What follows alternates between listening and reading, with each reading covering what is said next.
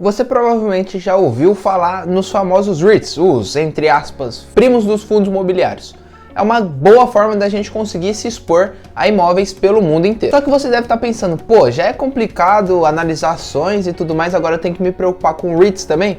Então hoje eu resolvi trazer a solução para os seus problemas. Dois ETFs que acabam se expondo ao setor de REITs como um todo, para facilitar seus estudos e você não precisar ficar analisando REIT por REIT. Então fica comigo até o final do vídeo que eu tenho certeza que você vai se amarrar nesses estudos. Então rapaziada, beleza? Bruninho aqui na área e hoje a gente vai estar conversando aqui sobre dois ETFs que se expõem ao setor de real estate. Mas antes disso, não se esquece de se inscrever aqui no canal, já deixa seu like também para você não custar nada e pra gente é realmente importante. Nos ajude a bater a meta dos 2.000 inscritos, vai ter muita coisa boa chegando por aí, eu não quero que você perca esse conteúdo.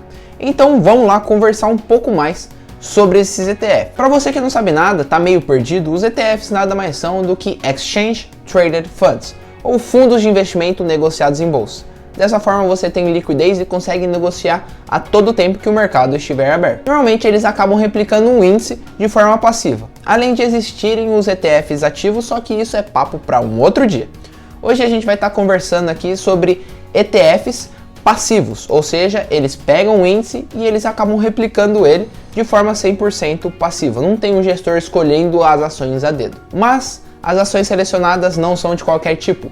Elas seguem alguns critérios básicos e cada ETF tem sua particularidade. E para a gente entender melhor, vamos aqui para a tela do meu computador, onde a gente vai fazer todos os estudos com a ferramenta do ETF.com, que nos ajuda muito a analisar os ETFs de forma aprofundada. Então, vamos para lá. Então aqui agora com a tela do meu computador aberta, vamos começar pelo primeiro ETF que eu separei aqui para vocês, que é o IYR, iShares US Real Estate ETF. O IYR acompanha um índice ponderado pelo valor de mercado de ações do setor imobiliário dos Estados Unidos. Então o IYR ele acaba focando apenas nos Estados Unidos e ele utiliza para a ponderação o tamanho da empresa. Então quanto maior, maior representatividade da empresa dentro do índice, tanto do ETF também. Ele está entre os primeiros ETFs imobiliários nos Estados Unidos e tem sido um dos defensores de seu espaço.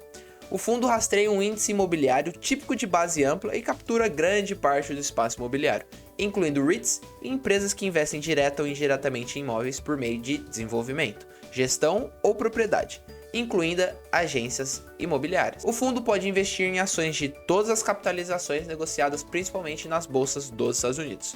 Então eles não precisam se restringir a small, medium, large caps. Pode ter de tudo um pouco aí, que é o que a gente vai observar mais abaixo, que é o que realmente acontece.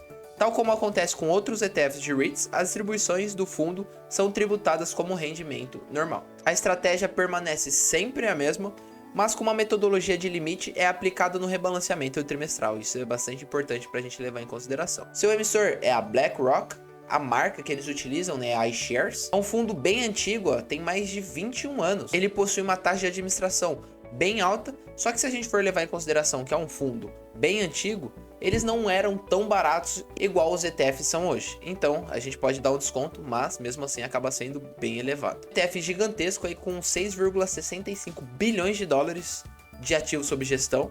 E eles possuem um volume diário aí de 710 milhões de dólares negociados todos os dias, na média. O valor médio ponderado das empresas dentro desse ETF é cerca de 38 bilhões de dólares, então são large caps. Um PL bem elevado aí, na média, de 43 vezes. Só que possui um dividend yield até que interessante, de 2,46%. Eles possuem cerca de 82 posições, ou seja, 82 empresas acabam sendo negociadas nesse ETF como um todo. E vamos ver qual é a composição aqui dos seus principais nomes.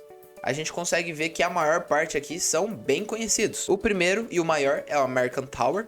Depois a gente tem o Prologis, Crown Castle, Equinix, Digital Realty, Self Storage, Simon Property, SBA Communications, CoStar Group, Welltower. Então só esses nomes principais aqui, esses 10 nomes principais, todos são bem familiares se você já chegou a estudar os REITs. Só que olha isso, a gente tinha comentado que são cerca de 82 posições, certo? Só que apenas as 10 principais já representam praticamente metade do fundo, 43%.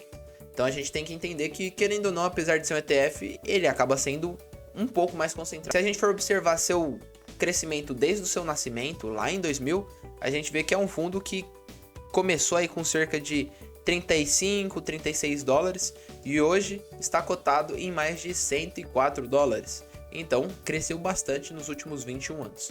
Só que olha a queda que a gente teve na crise do subprime. Por isso que é bastante importante a gente ficar atento na diversificação como um todo.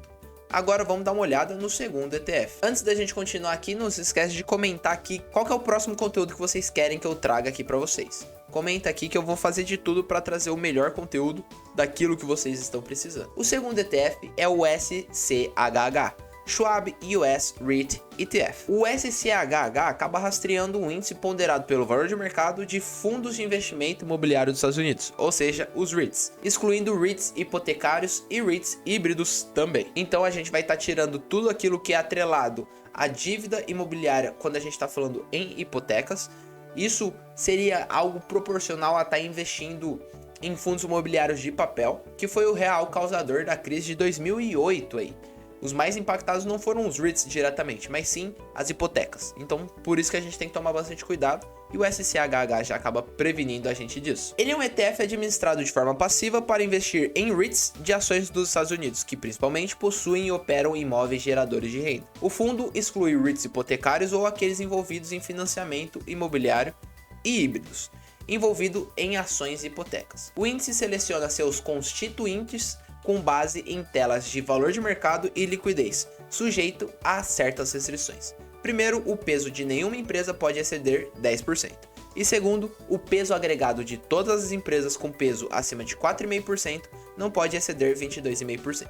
Vocês não precisam se prender tanto a essas regras percentuais, apenas a lógica como um todo. O índice ele é ponderado pelo valor de mercado e é submetido a uma revisão trimestral. Aqui a gente tem o emitente, a Charles Schwab, uma das melhores corretoras que a gente tem no mundo inteiro. É um fundo com uma data bem interessante, aí cerca de 10 anos que ele foi criado. Só que olha a diferença, a taxa de administração é quase 8 vezes menor do que o ETF anterior, porque ele é 10 anos mais novo do que aquele que a gente comentou anteriormente. Só que ele possui quase a mesma quantidade de ativos sob gestão, cerca de 6,17 bilhões de dólares, com um volume de negociação diário um pouco mais baixo, cerca de 20 milhões de dólares, mas mesmo assim ainda está muito razoável e bem tranquilo. O tamanho médio das empresas é bem parecido, valor de mercado de 36 bilhões de dólares na média, só que seu PL é bem maior, cerca de 87 vezes, quase 88 vezes preço sobre lucro, um dividend yield um pouco mais baixo, de 2,11%, só que ele acaba tendo bem mais posições, cerca de 139 empresas que ele tem aí no seu fundo como um todo. Se a gente for observar, são nomes bem parecidos com o anterior, e a gente vai ver que a concentração acaba sendo até mesmo parecida.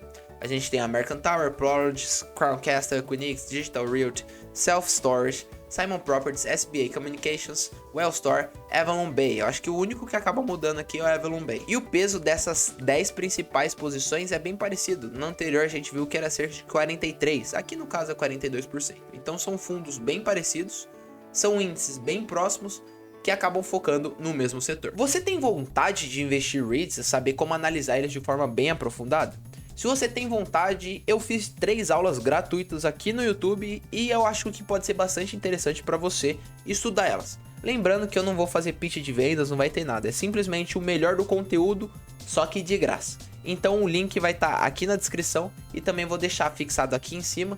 Clica no card aqui em cima, que eu tenho certeza que você vai se amarrar nesse conteúdo. E aí, o que você achou desses ETFs? Eu queria fugir um pouco do VNQ e do VNQI, que são os principais. Então acabei pegando aí os secundários, que são tão conhecidos tanto, são tão grandes quanto esses que eu citei, só que não são tão populares, principalmente aqui no Brasil. Beleza? Comenta aqui embaixo qual deles você preferiria, ou se você investe em outro, que eu quero saber. Beleza, pessoal? Espero você na nossa live quinta-feira, às 20 horas, aqui no YouTube, 100% gratuito. Tamo junto e tchau!